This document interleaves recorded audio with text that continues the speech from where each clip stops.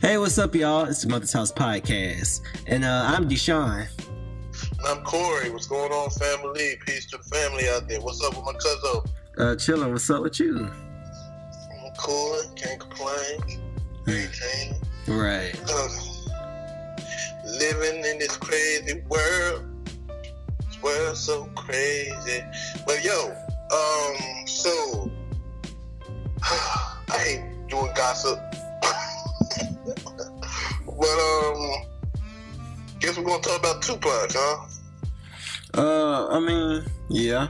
So basically, Tupac, a lady by the name of Ayanna Jackson is coming forward, and she's saying that, something happened between her and Tupac. I did see the beginning of the Vlad interview, and it seemed like her and Tupac were kind of like hanging out, almost on the regular, but not really on the regular.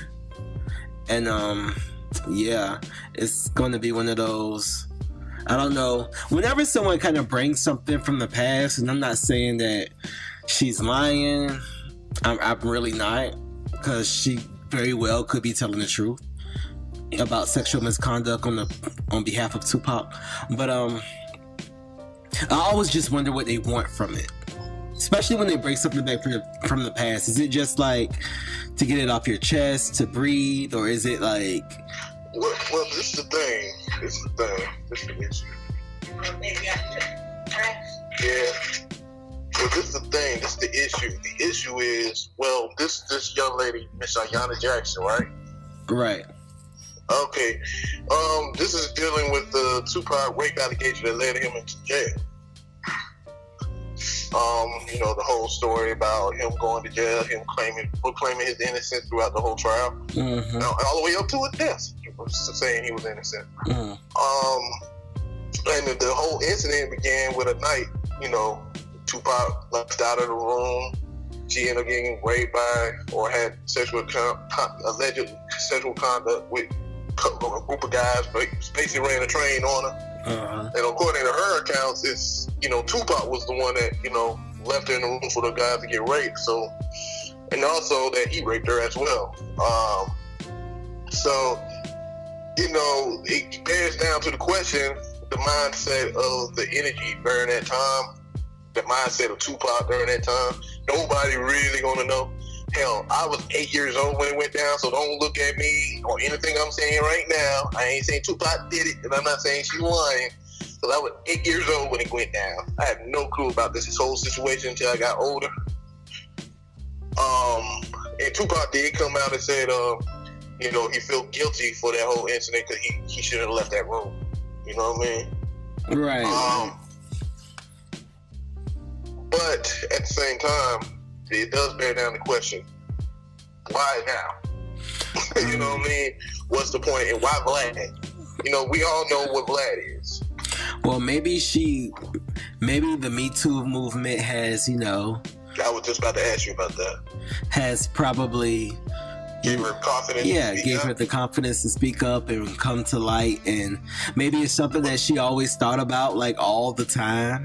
But even then, though, she had the perfect opportunity during, the whole Tupac movie run. She had a perfect opportunity a lot of times to come back out. You know what I'm saying? But do you think if she would have came out during the Tupac movie, people would have automatically, like, condemned her, like, oh no, you just trying to...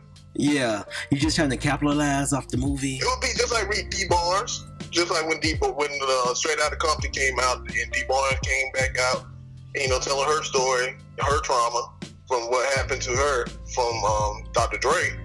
You know what I mean? It'll be that same kind of sentiment. It was the same kind of energy. What happened? You have a group of women and men rallying behind the sister or behind the woman, and then you got another group of men and some women who will be defending the artist. You know what I mean? It's just another polarizing point, hot button ticket to divide people. Not necessarily divide people intentionally, but separate opinions and get clickbaits and get views for these different websites. Like Vlad, that's what he's doing. That's the main reason why he really was excited to do this. You know what I'm saying? But why do you think she's doing it? The reason why she's doing it, Don't know. I don't know the sister. I don't know what her motivation. I don't know what her financial situation is. I don't know what her intentions is. Maybe she just needed to get off her chest. Maybe she is trying to get a quick come up, trying to get a book deal, trying to get a movie deal on VH1. I have no clue. have no clue. But certain things Vlad did with the Dr. Dre thing, when the Straight Outta Compton movie came out, he went to what was Dr. Dre's wife at the time? They did a movie with her. Not Miss Chalet. Miss Chalet. He did an interview with Miss Chalet. I thought she was Knight's wife. But, that's his baby mama. That's Dr. Dre's baby mama forever. In the day. I think that's Dr. Dre and Suge Knight baby mama, right? Yeah, right. And during the Straight Outta Compton, they was, interviewing her, Vlad TV, brought her story to light. Then, D Barnes came out and telling her story. And now we in a moment. It's just right now, like I said, it's the energy of it's the divine feminine energy. And we had the same story about how if you look at the universe and how stars align and how energy are moving and shifting, women men been having their foot on the neck of women for a long time, and women is actually like, it's their time to shine. It's their time to stand up and speak for themselves and show their power. You know what I'm saying? So that's what we're seeing, and if she's trying to capitalize off that wave, that's what she's gonna do. You know what I mean? Granted, I do find it interesting and kind of odd that Ayanna Shakur is not here to defend Tupac's name. And this is another thing with Tupac. His legacy is always going to have some kind of taint behind it. You know what I mean? I think all legacies have taint behind it. They do. But this is the thing. It's not like, a lot of people like to equate Tupac to Malcolm X, Tupac to Martin Luther King, or really Malcolm X more so. But Tupac's not like Malcolm X. So y'all need to get off putting this man on a sanctified pedestal. But you know what? Tupac was kind of the beginning of people, maybe not the first person, but like one of the earliest people who they started to like make into an activist, like more than what he actually was. I think what it was, Tupac, he grew up a Black Panther, right? Right. His mother, Ayanna Jackson, was in the Black Panther movie, and then Tupac, he come from the streets. He's the man of the people, And I think, when it came to Tupac, instead of him, running away from those vices, and he had enough time to run away from the vices, he died very young. He was 25 years old. Mm-hmm. Malcolm X lived up to be like 39, I think.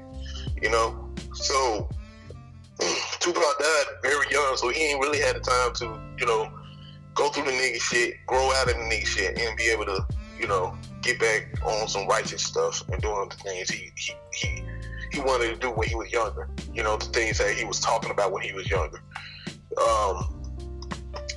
It's a tragic story when it comes to Tupac. I get it. But at the same time, we can't be like, this is the line. Like this. Yeah, you definitely can't dismiss it. You can't dismiss it. You know what I mean? You never dismiss a woman when they, say rape. Now, granted, yes, there are people out here who try to get money. Yeah, trust and believe. That does happen. But at the same time, when I look at this story, I'm looking who's pushing it out, where it's coming out from, and then I want to hear the story, hear her side of the story, and then at the same time, what is the purpose of this story and how will it heal? Not just her, but other young girls and young women that probably was in a similar predicament. Right. You know what I'm saying? Mm-hmm. I just think that, well, how do you feel about it? Well, I'm never against someone wanting to get something off their chest. I think maybe, like I said, you don't know how it was making her feel. You don't know how she was taking it personally. You don't know what she was going through, far as she's up against. Even though Tupac's not here anymore, she's still up against his legacy and his fan base and his, his image and his fame and all of that. So it's like, I think she probably felt pressure from that, from that point of view. But the Tupac hive. Right, the Pac hive. The Pac hive. But if she wanted money, does she not deserve it? if it's, I don't know. I thought she did get the money out of it. Well, if she obviously she wants something else. So if she did, maybe she want her name because there is a stain on her name, a stain on her image and who she is. Even in the movie, portray her as a money hungry kind of female. You know what I'm saying? Right. Well, the movie didn't really portray her as that, but in the Vlad interview, she made it seem as if, and I'm just saying, made it seem because, when it happened, I was young, and I never was there. So in the Vlad interview, she said that she met Tupac at a party, and they just kind of kicked it. They slept together a couple times, and they like before the rape incident had happened, they were already just kind of kicking it. Right. So yeah. And there's stories from some other people, that's close to Pop, saying that Tupac was kind of really feeling this girl, and the reason why he left out of the room because he was kind of jealous because she was messing around with other dudes. That's one story. So many different stories. And this is the thing about Tupac's stories. So it's not his stories. So this is the thing about Tupac's legacy. Tupac's legacy is not being told by him or people that really love and honor, know him and love him. You know what I'm saying? It's being told through the media. You know what I'm saying? I mean, but and at the same time, when we talk about this story, when he comes down to break down to this story, is he above reproach? He's above criticism of because he could have been partaking or be the cause of this woman's trauma. Very much so. If he wasn't, he wouldn't have said he wouldn't have said I feel guilty. You know what I'm saying? I feel guilty. I shouldn't have left that room. You know what I'm saying? Right. Right. But even with that, there's still questions on her part. Like, why now? Why? You know what I'm saying? But that's a whole other thing about the MeToo movement. Like, why women have, why do women get criticized when they come out later on to speak their truth? And they get criticized and be like, well, why are you coming out now? This and that and the other. But at the same time, even back then, it's like, with her story, it's just interesting because we don't see what is the end game of it. It could be the Me Too movement gave her that confidence to want to talk about it and feel like she can be safe to be able to talk about it. During the time of the Tupac movie was getting made, she would have been crucified or probably attacked. She made me feel that way. I think women of the Me Too movement and women like her, and I'm not saying this is a bad thing, but I think they feel like they deserve something for what they went through. There's a word for that. But yeah. Type of reparations, type of consolation, some kind of reciprocity from it. Yeah, like reparations or something like that. Some type of, that's what I think it is. And I think they kind of feel like, why shouldn't I be paid? Or why shouldn't I have a book deal? This happened to me. It happened against my will. It was wrong. It traumatized my whole life. Like, why shouldn't I have some type of,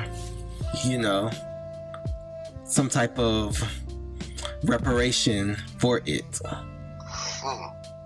Well, I would say this. I would definitely say this. And we can't, hip hop culture, it does promote a lot of the deviancy within relationships between men and women, especially black men and women.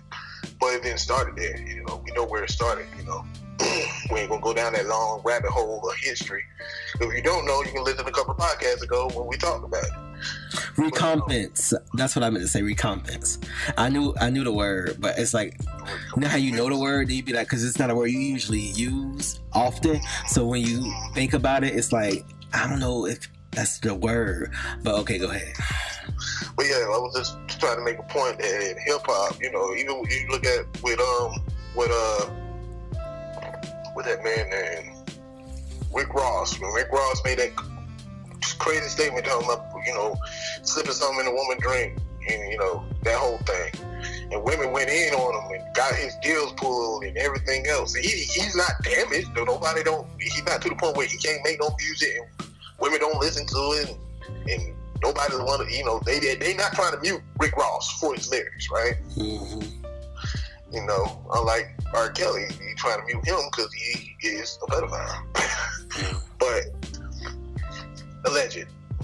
Make sure we don't get sued. But I think that when it comes to Pac, when it comes to a lot of these, artists, who can catch themselves getting caught up in the patriarchal norms, because this is the thing, rape culture been normalized for centuries.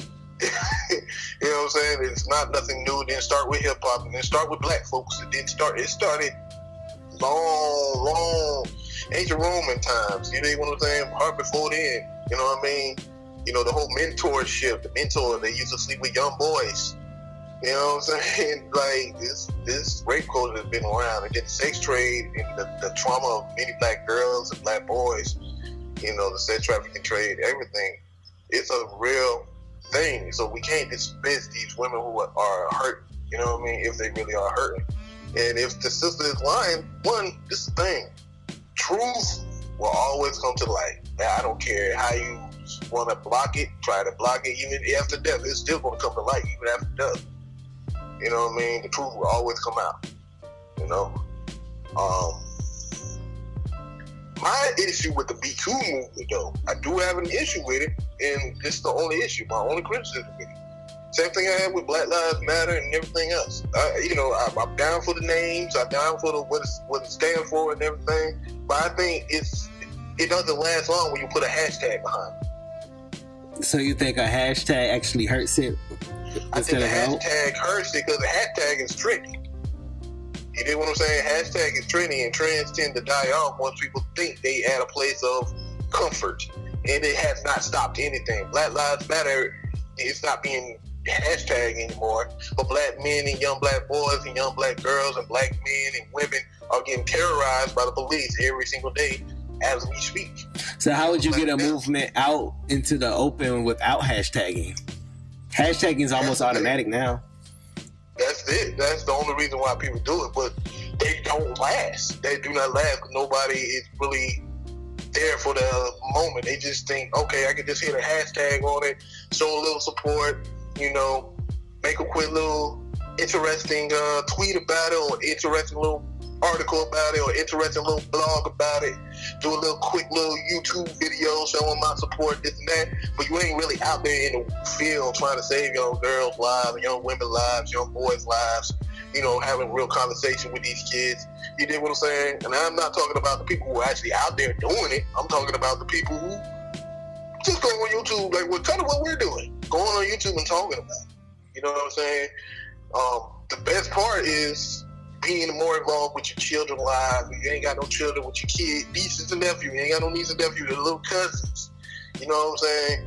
Give them the game, give them the introspect, give them the knowledge. Like, we have a lot of debates amongst our peers, us as millennial studs, and we don't really talk food to children. Like, a lot of our videos, a lot of the YouTube channels, as far as the podcasters go, and podcasters like us, Thought Crimes, Mary Cardinals, all, you know what I'm saying? Not saying the kids can't listen to them, but they don't. And we're not catering to them.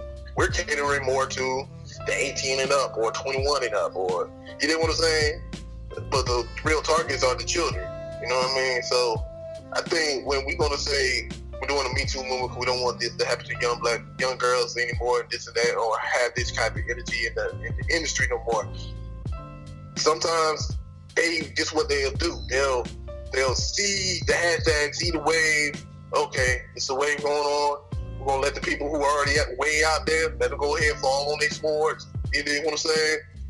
And we're just gonna sit back, let that wave die down. Once it die down, we're gonna be right back doing the same old thing that we've been doing. True. You know what I I'm can saying? see that, but it's like, I still wonder, like, how else would you properly promote something without a hashtag? I think it could work in the digital age, but that's how you get information out quick. Right. But the thing is, we don't stay focused on it. We didn't stay focused on Colin Kaepernick calls to action for him to fall on his knee, to drop, to be eliminated out of the league, and him to continue to push this fight, for Black lives, even with his $1 million campaign. Well, the thing with the information age, because there's so much that's why things go out of that's how things are so trendy and they die fast, because there's so much information, and it's like we know everything. So as soon as something happens, you instantly know it, and yesterday news is already old news. News gets old way faster now. Yeah, it doesn't matter after a while. But it's the thing, when you talk about rape culture, when you talk about rape issues, when you talk about young boys and girls getting molested at a young age, at a high rate, especially in the Black communities, when you talk about young women getting sexually harassed on their jobs constantly, and sometimes they're in the street. You hear the trauma of Black men, and Black men go through a lot of trauma. Nobody is focused on the healing part and having a real conversation, and focus on, counseling and not mentorship, but actually conversation with each other. We're just on the internet, instead of having that real conversation with your brothers, real conversation with your sister, real conversation with your children, and in order to keep pushing that and utilizing, because I think sometimes this is the issue I have. We don't utilize what we have. Social media is a big marketing platform to get a lot of message out, get people back focused, keep people focused. You know what I'm saying? It can be utilized very well. We don't. We just like we take things for granted on a lot of stuff. We take the internet for granted. We take the information for granted. We take a lot of things for granted. And I think we take true. The social media things for granted, because we're not utilizing it to its full potential for the real impact that we want to see happen. You know what I mean? You're right. Because we so trendy, we so caught up on distractions. We so caught up on buzzwords and clickbaits. Like, a lot of y'all probably came to this channel because we said got a headline saying Tupac Accusers comes out. You know what I'm saying? So, that's just my 2 cents on the word. The whole MeToo hashtag and all these different movements coming behind hashtags. Even though they were movements before the hashtag. You know what I'm saying? But still, at the same time, when it becomes a hashtag, it get real popular. Everybody's on the bandwagon. Everybody talking about it. And then it just dies off. Now it's another hashtag about to come to. But how you feel about the Me Too movement altogether? I mean, I get it. It's that would be long. That would be like another podcast.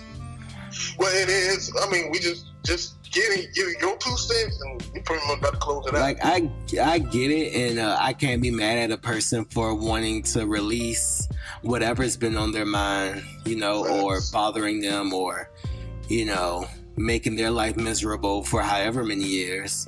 I mean, I think with rape, it's just one of those really sensitive issues that people should always question. And the thing about rape is, if you don't get it taken care of, get record of everything, the time that it happened, then you won't have any evidence. So it's like, I get it, but at the same time, with you not needing evidence with you not having evidence anymore, and at the same time, when a woman claims rape is very serious, it's like, you see what I'm saying?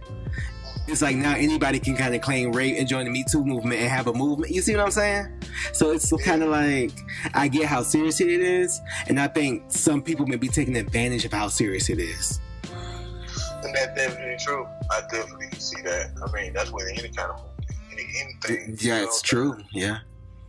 Anything. But that's why, y'all,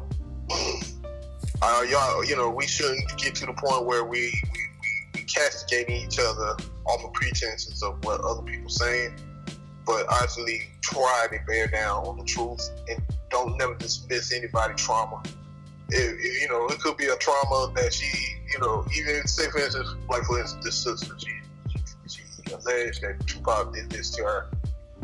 And granted, he went to jail for it, but he didn't go to jail for raping her. He went to jail for something else. It was like something else, but it was for rape. But let's say that, you know, it wasn't like, not that incident didn't happen or nothing happened in that incident and she's just full of shit, nothing like that. Something led her to that point. You know what I'm saying? Some kind of trauma probably led her there. You know what I'm saying? Right. Something about the normalization of over-exploitation of women, over-sexualizing women, you know, all of these different things led her to this point. And don't get it twisted, women. I am not saying it's her fault. I'm not even talking like that. I'm basically saying, like, maybe our trauma, maybe our rape happened when she was a younger kid. You know what I'm saying? And it's like following her, or a bad spirit following her. You know what I'm saying? Or maybe just what Tupac did to her following her. Exactly. You know, we Allegedly. don't know, and we ain't gonna sit here and dismiss the sister, but we're not gonna sit here and crucify Tupac. You know, one of the men is not here to defend himself. Also, the mother's not here to defend herself, and that's why I found it real interesting about the time. But, you know, his mother died 2 years ago. You know what I'm saying? I think she felt even more comfortable when Afeni Shakur is no longer here, and she feel like she can speak freely. Yeah, right. Right. You know, and then again, she probably is trying to get a quick cash up. You know, you never know with people. Right. I understand. That's just our 2 cents. And with my 2 cents and Rashawn's 2 cents, well, give us your 2 cents in the comment below. Hit that like button, hit that share button. Let's build on this conversation. This is an important conversation when you're dealing with rape culture. Not necessarily about Tupac. See, even though we got the headline talking about Tupac, it's a deeper thing than that whole situation. You know what I mean? It's really deep, you know? So let's build. All right? And we'll catch you guys later. Last words, cuz? Peace. Peace. I will not raise my daughter differently than my mother raised me.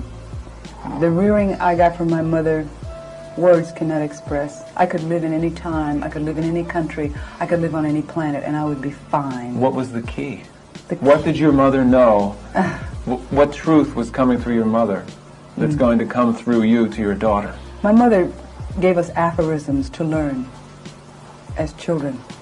And there are two that stand out foremost in my mind. One is, the inner reality creates the outer form. I learned this when I was in grade school. I was very young. And the other is, the universe bears no ill to me. I bear no ill to it.